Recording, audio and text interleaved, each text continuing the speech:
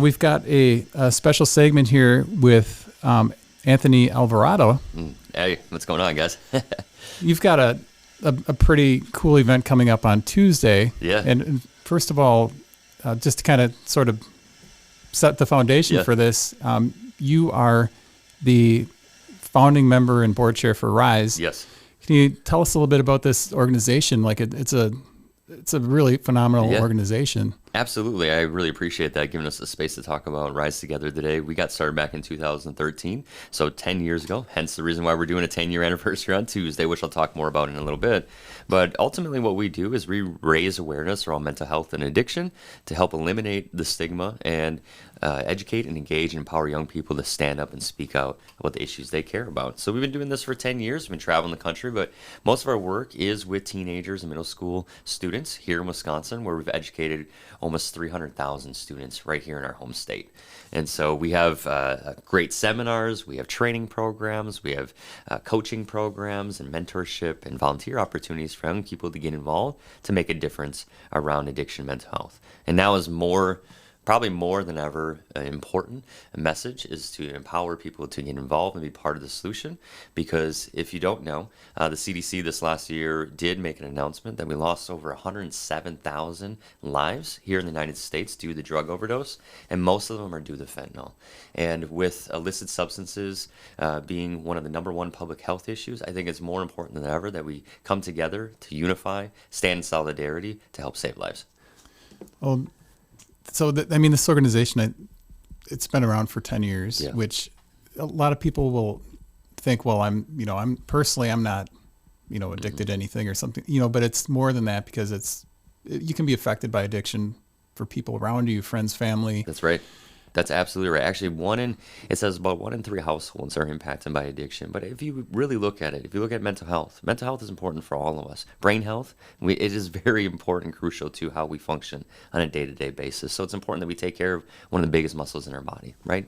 On top of that, I think, generally young people know that drugs and alcohol are dangerous. I think one of the things that Rise Together does differently is that we don't approach it like maybe you would approach it in the 90s, right? Where you're kind of just spreading this just say no message. While it was a fair attempt, we all know that just say no message probably wasn't the most effective way to go. But what is an effective approach, at least for what we've found, is when we create a safe place for people to share story, they are encouraged to not only get involved, but ask for help for the very first time. And I know that's one of the most difficult things for us to do as teenagers and as adults, is to ask for help. And so our message is really about community and coming together and building those connections, because we live in a world of disconnection, and I think young people are falling through the cracks. So Rise Together really has been out there as a grassroots movement, working with musicians and artists and creatives to make an impactful story that young people can resonate with, pay attention to, and actively want to get involved, because we need them as our next generation to help change what's happening in our community. So Rise Together on Tuesday, September 12th, has a big celebration, September 12th, Houdini Plaza. So downtown Appleton, 5 to 9. It is just another Tuesday, but it's kind of a thing around with Rise Together. Like, we always do these epic things on Tuesday. We were born on a Tuesday, I think. It's obviously September 12th is falling on a Tuesday this year. And we're going to be down there doing spoken word, music, street art, and storytelling. So even for spoken word, a national spoken word artist and friend, Joseph Green, is coming in from D.C. We also have local advocate and storyteller Alex Schotten. We used to speak with his mom, which is pretty wild that years later, now he's in recovery, and he just came out with a book with Lifted Poets Society. And I've seen him perform at the Tarleton, and to have him come here and perform, it's just really an amazing experience. We have some new storytellers that are joining Rise Together this next coming up year. So we're going to be featuring Nicolette. She's from Milwaukee. She's going to be doing a drive-in with all the car enthusiasts she's a part of, and they're going to be coming to the event to present, which is exciting. Street art by Metal Eater or Trent. Trent's been working with like Ireneo and that whole group with Paint the City, and I got connected with them, and he's going to come on through and do some art for us, just like we did at previous events, and auction that mural off, which is really exciting. And then storytelling not only includes a new storyteller, but also our ED, Executive Director, Nadine Muskowicz. She's a TEDx speaker, but she's also been leading the organization for the last few years. And she's going to be leading the award ceremony right after the mayor's proclamation. So the mayor of Appleton, Jake Woodford's coming through and doing a proclamation in honor of National Recovery Month. They're even lighting up the city in purple in honor of that month as well, starting at 7 a.m. on Tuesday morning. So, I mean, it's quite the celebration. Yeah, man. Like, to be honest with you, like, me and my fiance were like, should we do a 10-year? And I don't know. There's a lot that's happened since 2020. Unfortunately, I lost a son in 2020 due to an accidental overdose to fentanyl. It was a Percocet, and he was very educated and supported. He found himself in a very difficult position during the pandemic, where he's isolated and disconnected, and I think struggling with mental health. And unfortunately, he lost his life. And part of us coming back and doing this is actually unbelievable to me, to be honest. I never thought I would be doing this again, talking about Rise Together. After losing a son, I thought I would just kind of close the doors and call it a day. I just spent, almost 10 years of my life trying to make a healthier Appleton for my children to grow up in.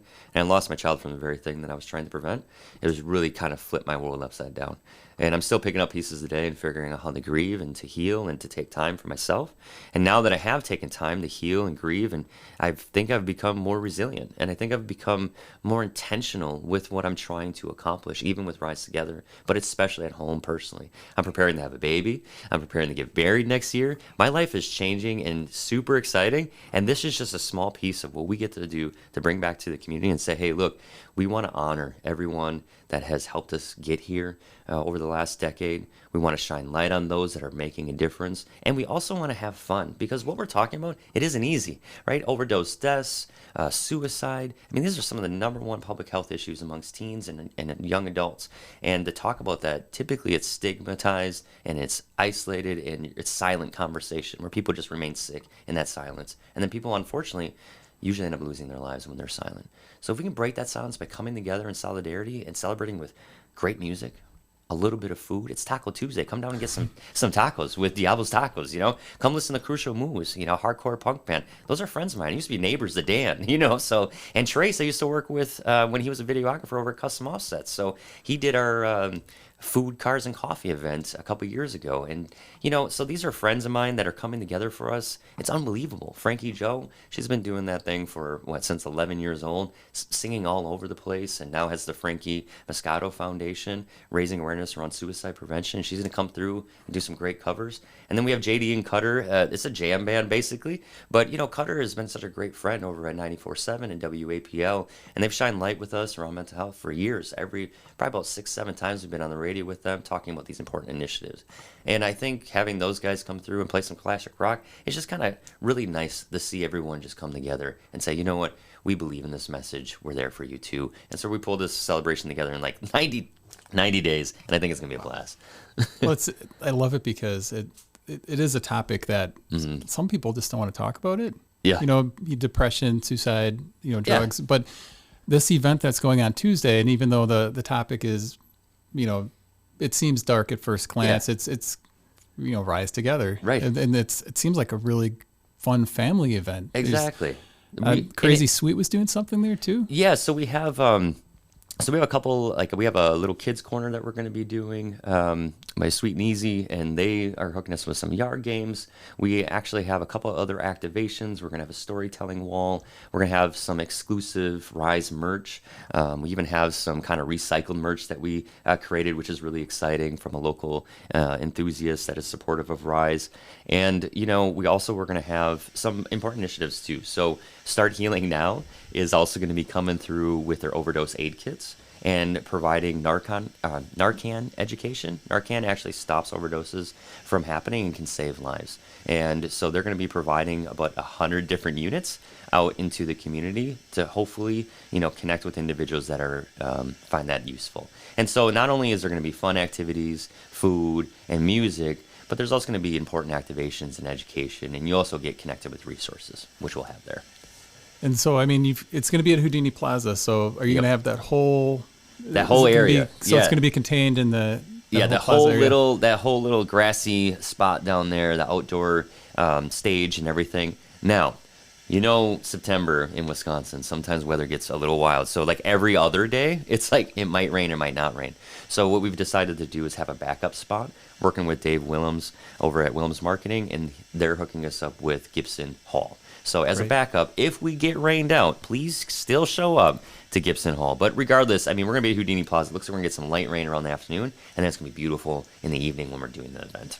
So, People that might not be able to make it to the festivities Tuesday and they want to, get involved or help, is Yep. there a way that they can Yeah, support? absolutely. Absolutely. I think there is an important initiative. We are looking to have, the ability to have people come through and donate.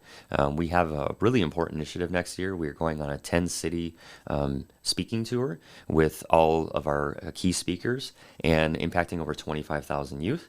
We're also looking to, this next year, do some fundraising to have a new office location in the Appleton area and create a headquarters for Rise Together. I think for us to exist for the next 10 years, we're going to need a place called home. We've been so remote and working across the country, just traveling hundreds of thousands of miles. And now that we're back and here, if you go to weallrisetogether.org, you can go to the Take Action section and immediately get involved. You can also go to, the support section and donate. And that would be really appreciated. What gave you the idea, like, to start this organization? I think it's like such a selfless thing to do. Yeah. Like it's an overwhelming thing too. Like, what kind of convinced you to take the first steps to start this? Yeah, that's a great question. When it was like 2012, I was kind of in a rough spot myself. I'm in recovery, and I've been on this recovery journey for the last 15 years. And over the last 15 years, it's looked different, And during this period of time in 2012, I was struggling and going back to drinking and kind of a mess, you know what I mean? And I finally found, some hope and some resilience in a message of recovery that I read by one of the other co-founders. And we connected immediately over his story that played in the papers all across the state of Wisconsin. And we got together and we realized that we had lost an immense amount of friends and family members. And we decided to get together with some individuals in recovery and share our message of hope in hopes that we could tell people that while maybe overdose deaths were at an all-time high, suicide was at an all-time high, and some of these problems in the community were just kind of, putting our next generation at risk, that's a scary conversation. But what I didn't see is that recovery is possible. So we started going out and we had no idea what we were doing, by the way. Like, we just literally started going out and saying, we're sick and tired of friends and family members dying. Those statistics that you see in the paper, those aren't just numbers. Those are our friends. And so we think that we should stand up and give a voice to the voiceless and tell people that recovery is possible. So that's what we started to do. We went on street corners and parking lots, and we had these speakers, and we're speaking on the back of trucks. And all of a sudden, we're invited everywhere. Jails, prisons, conferences. And before you know it, we're rallying at the state capitol and screaming Rise Together and pushing for legislative change. And we went to the nation's capital and we started kicking down doors and, pushing on people to extend initiatives that would help save lives, such as Narcan. And, over the years, we've been able to do some phenomenal work. But I think, for us as in recovery, we started to see ourselves in the young people that we were serving. And that's where we thought that we could make the biggest difference. We also, for me as a father, knowing my children growing up, in that 8th grade kind of era where drug use starts. And so there was problems going on at home too. So for me, it was also one of those things where I thought getting more educated around addiction and mental health would be extremely helpful to help support my family members who have been impacted by addiction and mental health for generations. We have generational trauma in my family. My parents struggle with addiction. I lost my father and my son within 2 years. One to alcoholism, my dad, and one to an accidental overdose or poisoning, my son. And that is just 2 out of the many family members we've lost, even over the last 5 years. So for me, I was just kind of tired of just not seeing kind of this push forward that, hey, let's come together. Let's talk about this. Let's support each other. And you know what? People told us in the beginning, they were like, you're not going to make a difference by telling your story. Nobody wants to hear from an addict. You know what I mean? And I was like, well, first of all, I'm a human first. Addiction is just a part of my story, so I'm a person in long-term recovery. And what that means to me is that because I'm in recovery, I have a strong foundation where I can be a father, I can be a friend, I'm a college grad, I am a responsible member of this community. I'm not perfect, but man, the progress that I've seen in my own personal life, and that has helped, I think, change some lives in my family. And I hope that this work is inspiring to others, and it is definitely inspiring to me and gives me a reason to wake up every day. You know, after losing a son, especially coming back to this work, I was bitter at first and angry because, I mean, think about it. I'm out there working with young people the same age that my son, passed away at. And so how can I not see that, going forward? So for me, when I'm back out there now, which has been new, educated 6,000 students in the spring in Illinois and over in Virginia. And we said, you know what, this is working. We're encouraging young people to ask for help and to get involved. And so we're not going out there and just sharing story. We're out there creating advocates for change. It Rise Together, really a statement of unity and strength, And so it's ever since we actually first came out, Chad Brady, a local mural artist, helped us create this singular logo, right? And he grew up in Seattle and kind of up through the Portland area too, and saw a lot of the straight edge movement kick off.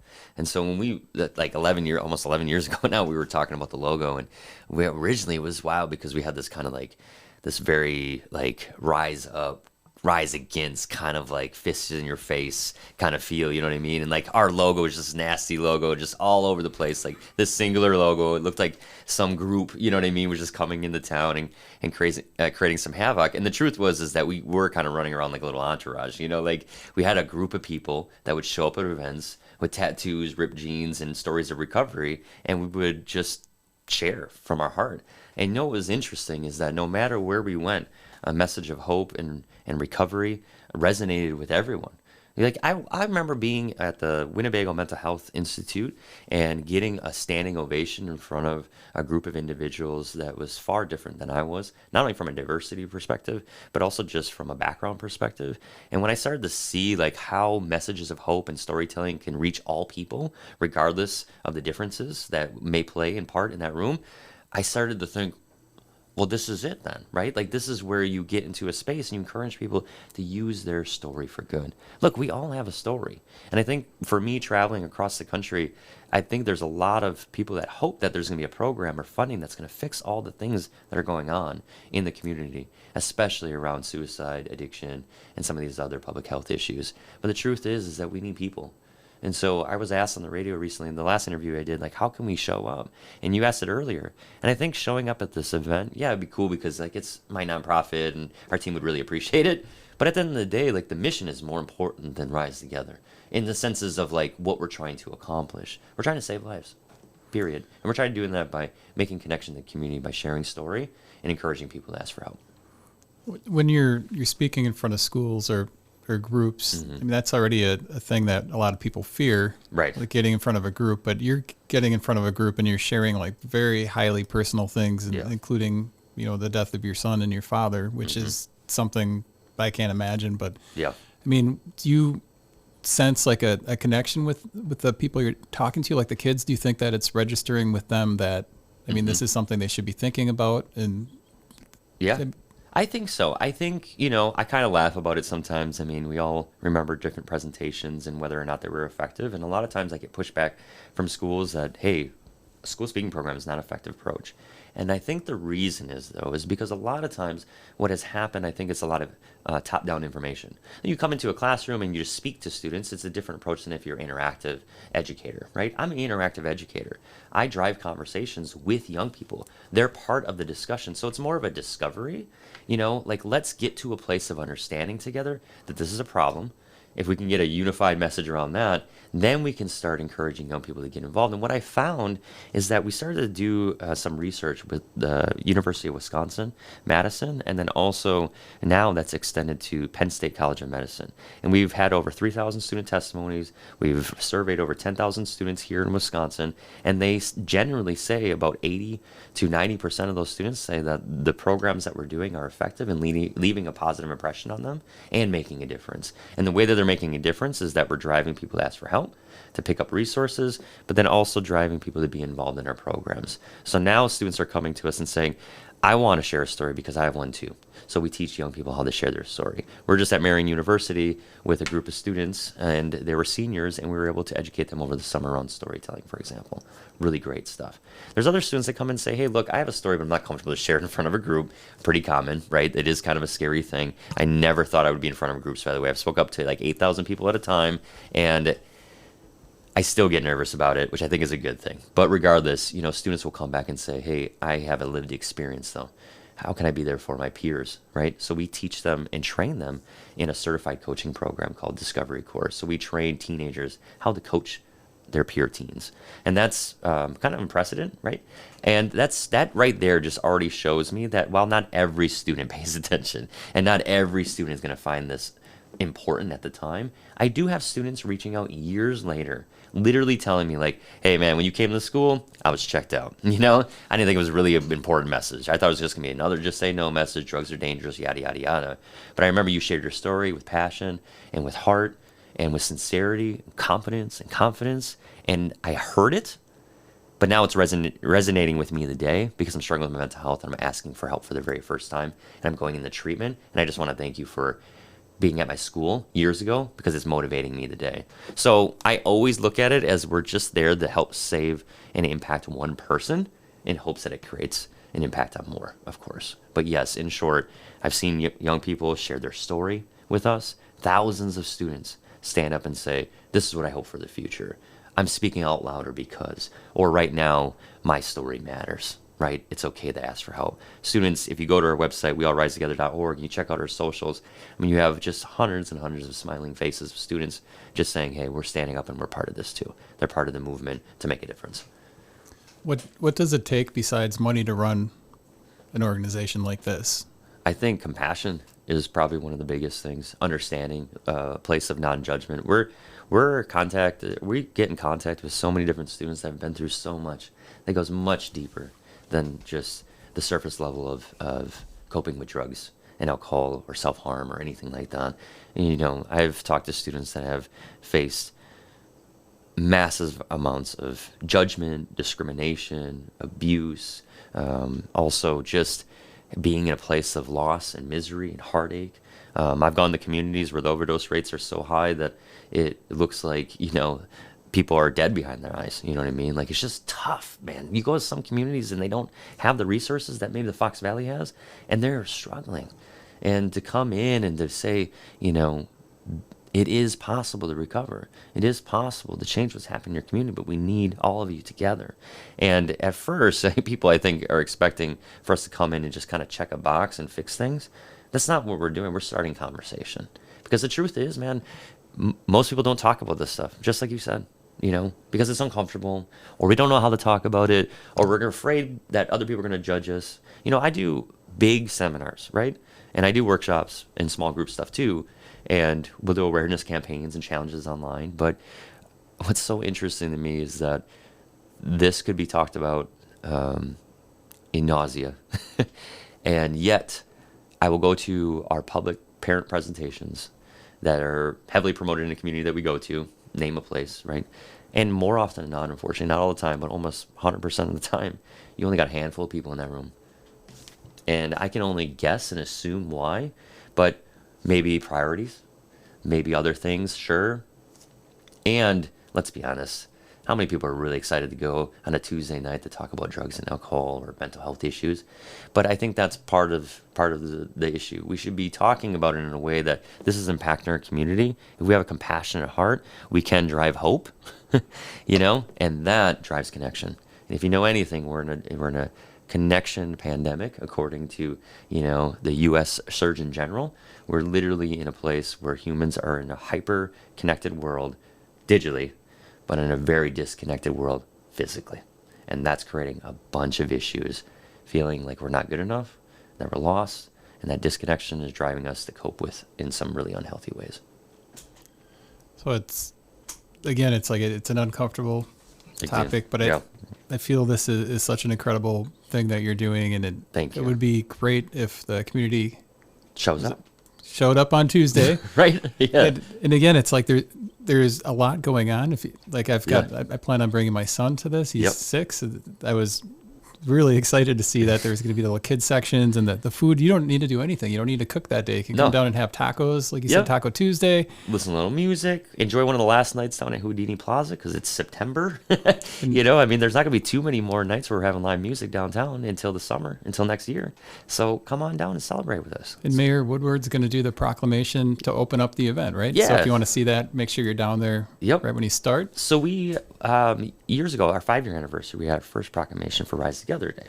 And so it was really focused on youth empowerment and resilience on the prevention side. This year, we're still recognizing the importance of those initiatives. Prevention is what Rise Together does. We're not treatments, we're not psychologists, we're not providing therapy. We're on the education side and the prevention side. But Jake Woodford coming through and giving a proclamation to really exemplify the importance of National Recovery Month, which is September. It's a United States, campaign that has been going on for years. That is really important. And I think also September is Suicide Prevention Month. And so there's so much advocacy that's happening across the country. And this is an opportunity for people to come together and advocate and just be together. I think there's a lot of people that are going to show up. We're even having Bev Kelly Miller with the Megan Kelly Foundation come through, and she's going to be showing her quilts of hope. And so a lot of messages of hope are going to be down there. We're going to have a signing opportunity for you to join the No Shame Pledge, really stating that there's no shame asking for help. You can get your overdose aid kits. You can get your support and resources. You come pick up some cool swag, some tacos. We have some snacks and festival food. Coca, I think, is hooking us up with some coffee or something like that. So, come on down. You can have something called the Community Impact Awards, too. Can you tell us what that's our executive director is really leading that piece, so thank you for reminding me of that. The Community Impact Awards are actually something that we think is really important because, honestly, as a nonprofit organization, there's been so many people just like this event that have come forward to help out. I mean, this event would not have been possible without all our sponsors and our supporters. But on top of that, the Community Impact Awards are going to individuals that helped us get here, right? So, for example, our friends over at Start Healing Now is one of the award recipients. And part of the reason we are awarding them is because we've done so much work with them on an advocacy level over the last 10 years. Every time they did a rally, Rise Together was there. And Start Healing Now is also doing an important initiative with the Clinton Foundation as well. The overdose aid kits do come with Narcan and other important medical free resources that you can just pick up at any location that the overdose aid kits are at. We're going to have smaller versions of those, but we have, I know they have one installed at a Coca coffee shop, for example. So if you want to check that out, you can go check that out at any time. It's going to be there forever. But come on down and pick up those resources too. I know there's people that are looking to get connected and want to get involved. So come down and take pictures and get involved in the campaigns that we have going on. Again, September 12th, 5 to 9 p.m., Houdini Plaza. That's right. Mark it on your calendar. And it's going to be sweet. I mean, spoken word, music, street art, storytelling, mayor's proclamation, and a good time for kids. I mean, come on. It's going to be sweet. So come on down. It's going to be a great time. My name is Anthony Alvarado. You can just check us out at weallrisetogether.org.